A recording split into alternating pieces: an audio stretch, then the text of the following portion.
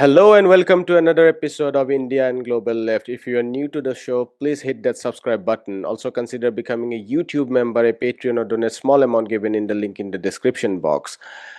Without further ado, let me welcome our guest tonight, Professor Jeffrey Sachs. Professor Sachs is an American economist, a leading voice on geopolitics, and a professor at Columbia University. Professor Sachs, welcome back to India and Global Left. Great to be with you. Thank you. I wanted to start out with a broad question on U.S. empire because over the year, at least, we have seen the U.S. Bombing, blackmailing, threatening, tariffing nations, destabilizing nations after nations across the world, and a lot of people are discussing about the decline of the US empire. So on one hand, that's going on the other hand, it's doing all kinds of activities. So if you could conceptualize for us, how would you describe the kind of activities the US imperial machine is doing at its late imperial phase? Well, the U.S. is making a lot of trouble, a lot of destabilization, but it also is seeing its limits in many, many ways. The U.S. Is in relative decline, and when it comes to power, it's relative that counts. So definitely the U.S. Share of any particular category you would want to use of international trade, of finance, of overall economic output, of military weight. All of these are in relative decline.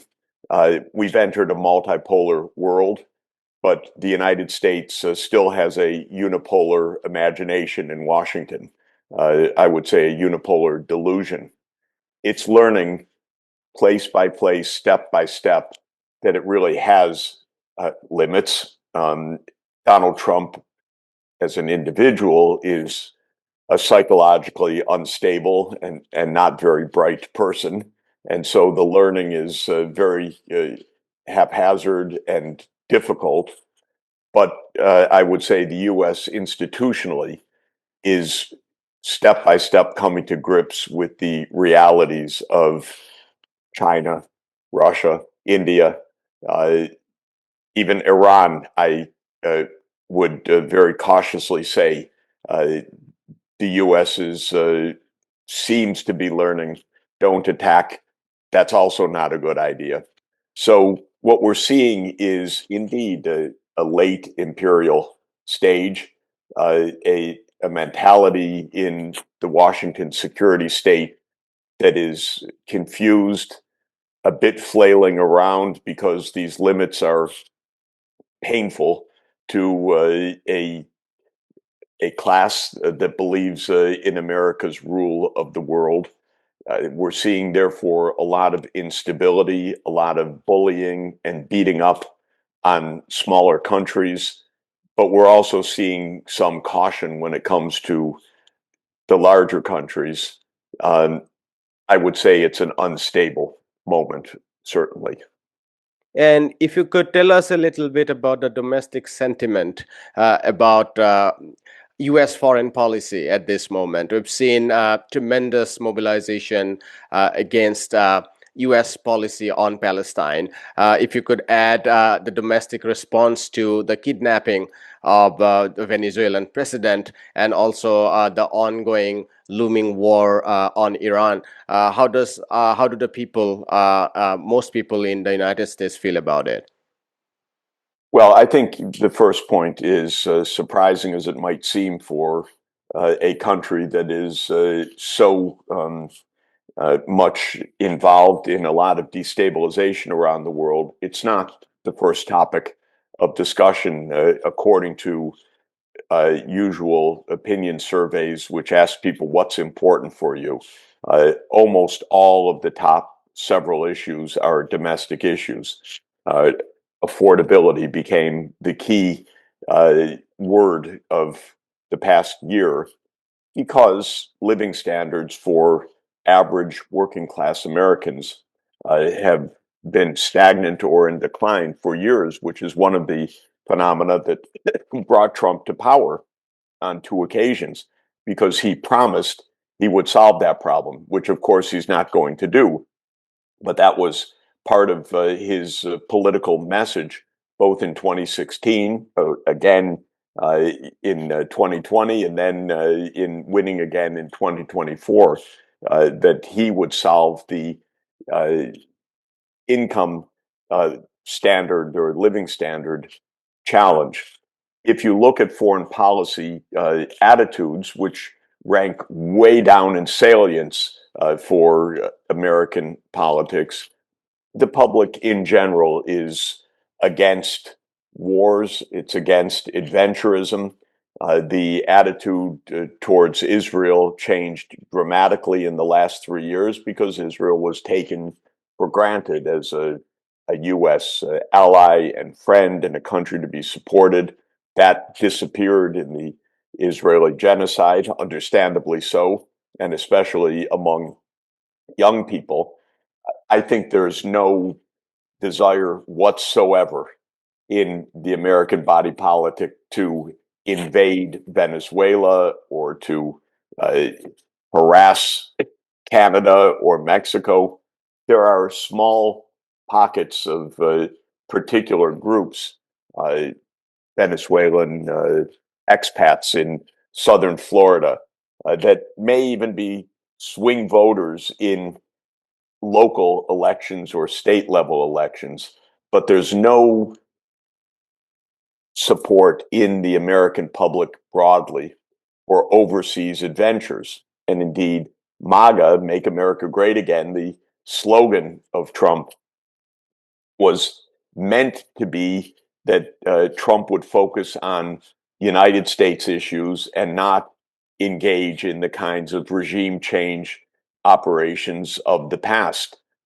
But of course, he doesn't hone to any standard whatsoever, including that one. The bottom line is there's no popularity of the foreign policy. Trump has very limited support internally. This is the year in which American troops were out on the streets of American cities, uh, killing people with videos of shocking brutality by these uh, immigration agents, so called. Uh, that is, together with the economics, absolutely the number one issue. And Trump's approval rating is varies poll to poll, but I would say 37, 38% his disapproval rating in the mid 50s, and the approval rating is definitely on the way down. It's not something that's going to recover. Trump has not one strategy that actually meets the real needs of his voters or his supporters. And so this is going to be a failed administration. And the question for all of us is, what's the way of failure? Out with the whimper or out with the bang? And that uh, we are not able to foresee. And some of the changes that the administration has brought about, both in foreign policy but also domestically, I'm thinking about the internalization of the security apparatus in a way that was never, not, I wouldn't say never seen before, because there were the Jim Crow years and so on, but it has been very extensive in recent history now. The ICE agents roaming around, how the universities have been subjected to the vigilance and so on. Um, how much of these changes do you think are relatively permanent? By which I mean, even if Trump or the Republican Party loses tomorrow, how much of them would not go away or disappear very easily, and how much of them is like maybe temporary? If there is an alternative, it would just go away. I think some parts are Trumpian, like the ICE agents on the streets of American cities, dragging people out of their homes, taking 5-year-old children, shooting people, basically in cold blood, as far as I'm concerned. Um, that I think is Trumpian, and it's championed by the outlandish people in this government, like his deputy chief of staff, Stephen Miller, who's absolutely a proponent of fascistic violence, both at home and abroad. Absolutely shocking. It is not based on uh, broad support for this kind of activity, quite the contrary. On the other hand, there are elements of our scene which are permanent. State surveillance, for example. I don't think that's going away. It didn't start with Trump. It's not going to end with Trump. That is the security state. It's quite real. It is deeply unpleasant. Silicon Valley's power and authority for private surveillance, together with state surveillance, and it's a partnership, is very strong. And there's no uh, clear uh, path right now to ending that or bringing it under control. So I think that part of what we're seeing, the surveillance state, the increased use of digital means for tracking, monitoring, punishing, canceling, that is not immediately going away by any means. That is a structural issue that is pretty deep. The absolutely outrageous parts, excuse me, I think we can attribute at least to an extent to the Trump gangsters, the Trump team, that absolutely are out to push limits as far as they can to see where the real boundaries are. They do pull back when they hit those boundaries so far, but they aim to push every boundary, and they're pushing a lot of them. I wanted to come to Iran, given talks are going on. But last year in June, we saw 5 or 6 rounds of talks, then followed by bombing of Iran. A lot of people are very, very cautious about the talks because this can be just a deception to start the war again. These talks have been presented as nuclear talks, but the package includes rolling back of their ballistic missile programs and so on and so forth, which Iran has said that that's not going to happen. How do you, what is your reading of these talks? Do you think these are done in an honest, with all honesty, or do you think it's just a deception? Well, when it comes to the U.S., there's no such thing as honesty. So I wouldn't say that this is a trusting set of talks. That category of behavior doesn't even apply to the United States in general, but certainly not under Trump. So both sides are in a very uncertain mode.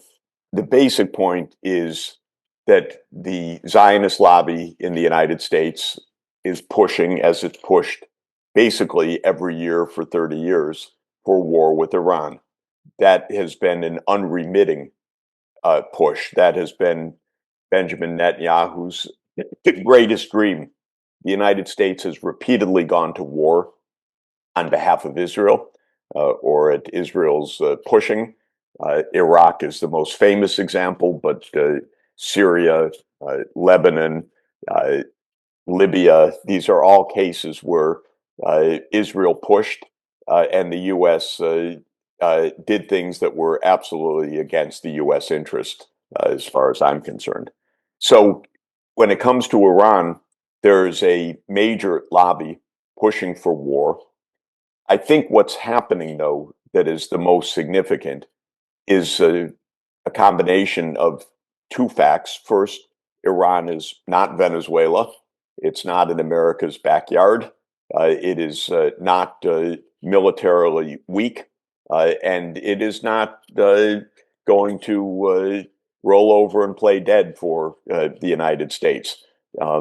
So there is caution directly about Iran's military capability, its hypersonic missiles, which obviously pierced Israel's Iron Dome last June. That's one point. The second point that I think is important, again, I'm just guessing because we don't really know day by day right now what's happening. But I think Trump probably heard an earful from countries in the region, other countries. I would think Turkey, I would guess Saudi Arabia, I would think from President Putin, and I would think from President Xi, all of them saying to Trump, don't do this. This is dangerous. This is reckless. This could escalate. This is not in your interest. So we're very close to war. But on the other hand, there are signs that the United States is pulling back from what seemed to be uh, imminent. And I think that the reason the U.S. is pulling back is that it is hearing and judging its limits, like we were talking about just a few minutes ago. A war with Iran would be horrible and dangerous, not just for Iran, but for the United States. Uh, and so, in this regard, I think there's real caution. We had one day of talks. I've not heard any report of what's happened in detail, but both sides came out making a positive statement. Of course, that's not unique. That was true last summer as well. But my guess is that this is purely a guess, but my guess is that the Iranians said we're discussing one issue, the nuclear issue, and the U.S. Has basically accepted that. That's a limit, and I think that that probably was the result of the first day. And to my mind, if I not to overreach, but my guess is that there is caution in Washington that wasn't there a month ago because countries that Trump does regard as important for the United States, like the Saudis, like Turkey, like Russia, because there are a lot of issues with Russia right now. Um, and I hope that there was the discussion on this with China as well. I suppose that was the case, that all of this has given pause on the US side. If it goes that way, it would be probably the brightest example of what I was suggesting earlier, which is that there are limits to US power that are not only obvious and true, but that are coming to be understood in Washington as well. I wanted to quickly ask you about Venezuela, given we've been talking about realization of limits. Certainly, in some areas more and less so in other areas, and Latin America seems to be such case. Nevertheless, we haven't seen a full-blown invasion, at least yet, of Venezuela. They say that the U.S. administration says that they are in talks. Of course, it's tremendous coercion of all regards. What is your sense of what's U.S. strategy in Venezuela at the moment? The broad strategy in Latin America is to, one way or another, through uh, electoral intervention, through coercion, through subversion, to bring right wing governments into power throughout Latin America. The US is having some success in this right now. Oh, excuse me. That success cannot be denied. Um, One country after another is one way or another, I think, often false election counts or other means that the U.S. has in financing campaigns or in making promises affecting political outcomes. So the broader strategy is the United States installs right-wing regimes across Latin America. There are limits to that, certainly, but we've been there before in past decades where politics has swept one way or another in Latin America at the U.S. behest. So that's the broad strategy. The narrow strategy for Venezuela is to take over Venezuelan oil. And what's happened so far is a president was kidnapped, and a lot of claims have been made about U.S. control over Venezuela. And the government in Venezuela is being soft in responding, and it's saying most of the time we're discussing with the U.S. I think in this narrow sense, things are absolutely in limbo. Almost every place in the world tries to play out Trump right now because he's as a personality, a psychologically unstable megalomaniac. And so everyone tries to say nice things.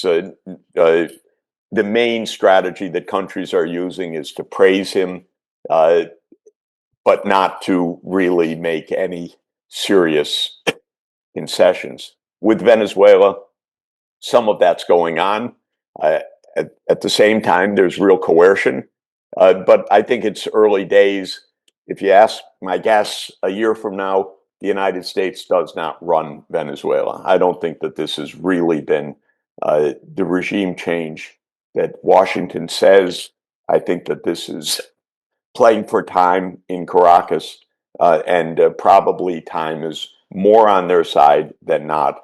The United States just doesn't have the support, the stamina, the means, the budget, the motivation to invest deeply in regime change or in running another country right now.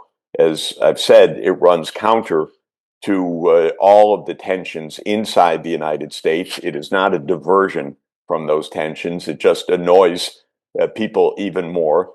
Our budget situation is definitely not good. The public support for Trump is very weak.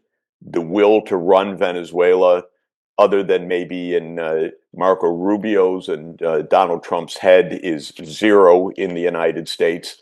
So we're just in a strange limbo right now.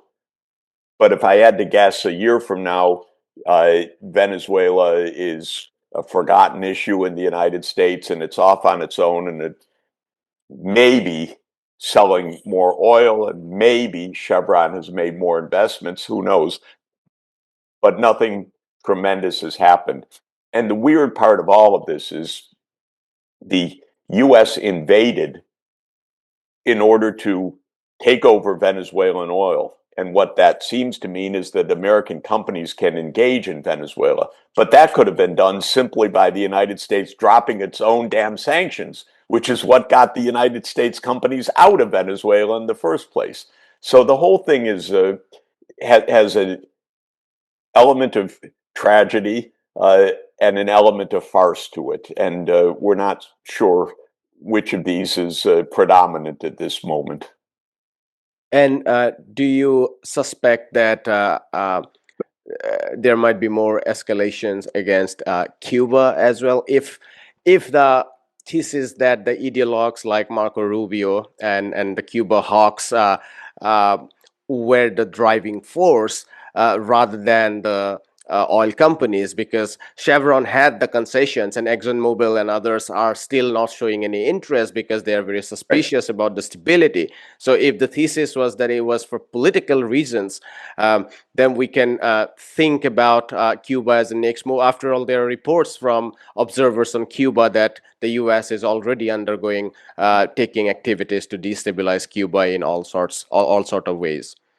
Well, first, the activities to destabilize Cuba go back to 1960. So we're in our 65th year of trying to bring down this government, which is, of course, shameless and shameful, absolutely disgusting. And they're obviously trying to basically starve Cuba into submission right now. I mean, literally so.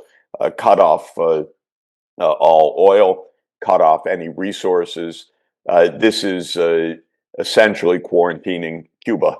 Again, as you could almost say as was done in 1962 in the Cuban Missile Crisis. I don't want to push the analogy except to say the United States has been hostile to Cuba nonstop since Fidel Castro came to power, which is 65 years ago. So, in this sense, uh, absolutely, they're going to try to bring down Cuba, uh, and it could happen. Um, it could be that other countries in the region, Brazil, Mexico, and others, say no. You can't do this. It could be that maybe even countries outside the US, Spain, or others might say no, you can't do this, in which case we'd have another test of US limits. But this is definitely an obsession and a political mark of our Secretary of State. This is Florida politics. This is Rubio trying to position himself for the presidency in 2029 and afterwards. So yes, there's no doubt an attempt to bring down the Cuban government. Um, it could work. It's unlikely to work, would be my probability assessment, but something like 70-30 against, not 99-1 against. In other words, Cuba's quite fragile right now because of the usual US pressures and then the intensity of the Trump Rubio attempts and the Venezuelan situation. My last question, Professor Sachs, if I may, I wanted to ask you about the US economy, some of the things you mentioned about affordability and so on. The aggregate economy is doing pretty bad. Even the growth is, if it's 2% and 33% is driven by the top 7, 10 stocks, then aggregate growth would be very, very less, maybe 1.6%. Sectorial growth has been very bad. Agriculture is almost in doldrums. A lot of that has been created by the tariff itself. Um, Housing, student loans, multiple areas. There seems to be no remedy. Um, if you were to advise the lawmakers or those who run the country, That'd be something different. yes, what would be some of the issues, economic issues that should be solved, and what should be the strategy? The strategy for the United States is the same as the strategy for China or India or any other country, which is that economic well-being is a long-term proposition.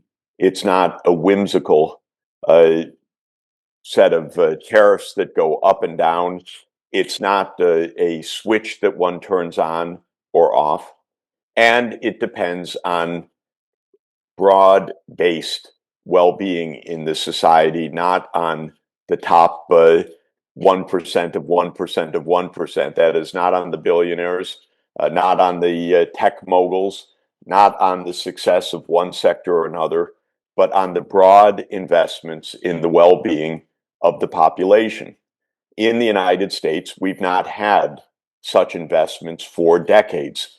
What's happened in the US is that the US economy, broadly speaking, did well for professionals, for science-based sectors, for capital rather than labor in general because of automation and technology.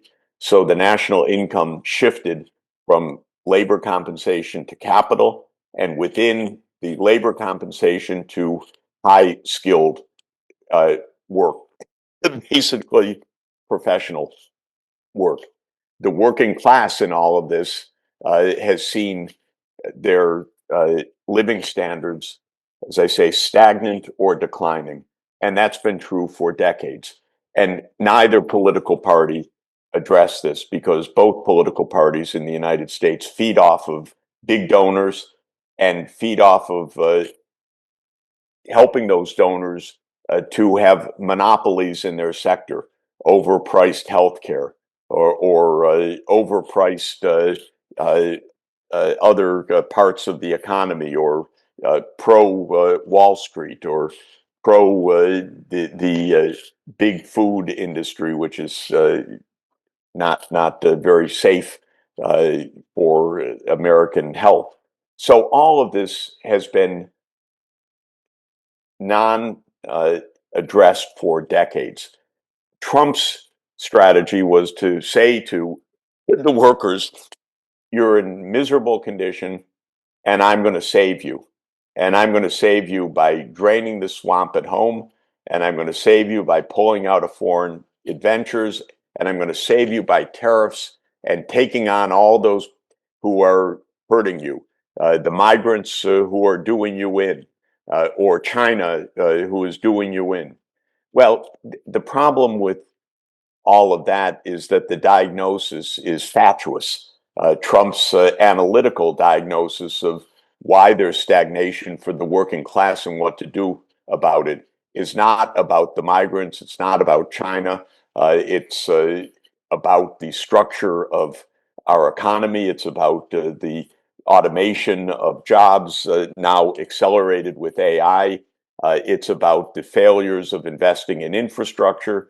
It's about the local financing of education, which means that poor people do not get the kind of education and skills that were needed over the last 50 years and that will be needed in the future. But Trump's diagnosis is completely fatuous, and so he can't solve anything. This is the most basic point.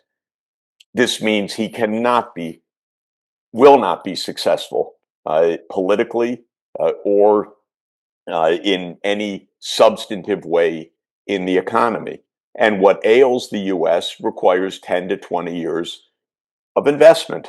This is what development economics is really about, is longer term investment. But we have a president in power with an attention span of 15 minutes or a tactics of 15 minutes. He wants glory every 15 minutes.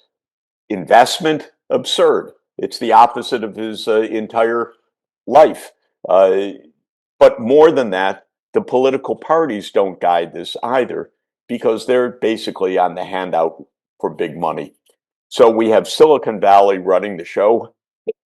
It has had a good stock boom. That does not translate into well-being for the American people. Trump likes to point to the stock market. It's irrelevant for the vast majority of the American people and what they feel in their paycheck or lack of jobs or the kind of job that they're doing, which is not the kind of job that they aspire to do. So all of this means that the real investment focus is absent in the US. One more point. We are necessarily globally moving to green technologies, meaning that the climate crisis is very serious, far advanced, and requiring a change of technologies. Electric vehicles, for sure. Renewable energy, for sure. These are not ifs or options or left versus right. These are just realities.